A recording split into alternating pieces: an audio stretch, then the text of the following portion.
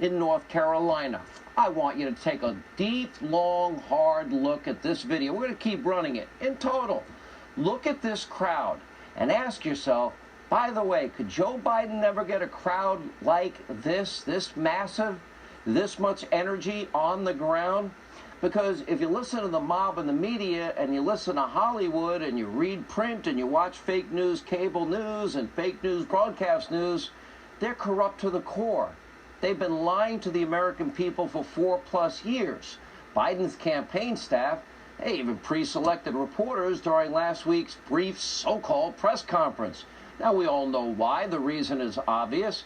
When Biden goes off script, well, disaster ensues. He needs a teleprompter now to answer questions.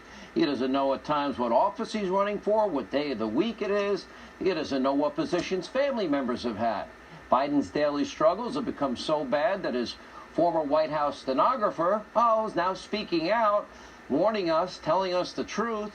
Washington Free Beacon pointing out that he is not the same Joe Biden that had, with his mental acuity having deteriorated. He's not the only person, by the way, hiding from the press. On Monday, his radical extreme to the left of even Bolshevik Bernie Sanders, Kamala Harris, could not be bothered herself to take a single question. Instead, keep looking at that crowd. She avoided reporters with one of her famous and awkward laughing fits. Let's look at this crowd first. Look at that crowd. Ask yourself, can Joe Biden get that crowd in Winston-Salem, North Carolina, like the president did tonight? Looks pretty big to me. Anyway, watch Kamala. I will pass it back over to you because I know you want to take some questions before you get out of here. We're all set. Thank you, Paul. Thank you, Paul. We're all set. Thank you. Thank you, Paul. We're going to head out the same way we came. I once lived in Wisconsin. Do you know that? I did. Yes. Thank you, guys. Wisconsin is part of my story.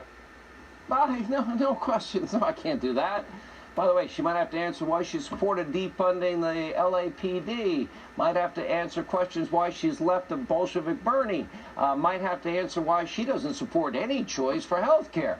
It's no wonder polls are turning now in the president's favor. And this includes the all-important state of Florida. Brand new NBC News poll has President Trump tied with Joe Biden. Yesterday, Trump supporters turned out in force. One of the largest boat parades we have ever seen. And there have been a lot of big ones. Notably, no Biden parades that I've noticed around the country. That would be called an enthusiasm gap. In fact, you'd be hard-pressed to find a large gathering of Biden supporters like this anywhere. The contrast between the two campaigns is massive. Look at these images from Winston-Salem, where the president was on offense against his Democratic challengers. Take a look again. The mob won't show you this. Take a look. Joe Biden devoted his career to offshoring your jobs, throwing open your borders, dragging us into endless foreign wars along with some of his other friends, and surrendering our children's future to countries like China. Remember this, very simple to remember. If Biden wins, China wins. Remember this, if Biden wins, the violent mobs, you see these mobs all over the place. They're Biden people, they're Biden states and cities, they're Democrat states. If they win, the mobs win.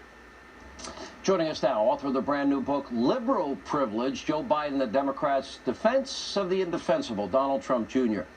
You know, the reason I wanted to do the Hannity history lesson is because all of the